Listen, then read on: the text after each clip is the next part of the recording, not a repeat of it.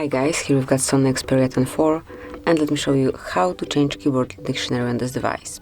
So at first you need to open some area where you can input a text, for example new message, then tap on settings icon, go to languages and pick add keyboard. Now just select the one that you would like to apply. As you can see here you've got the long list of languages, so you'll definitely find something suitable.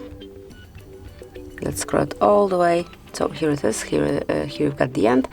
And now just pick the language that you would like to apply. Let me pick Hebrew, tap on done.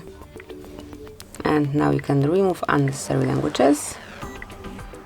Let's go back, and as you can see, it has been already applied. So you've got this brand new keyboard language applied right after you change it. So that's it, that would be all.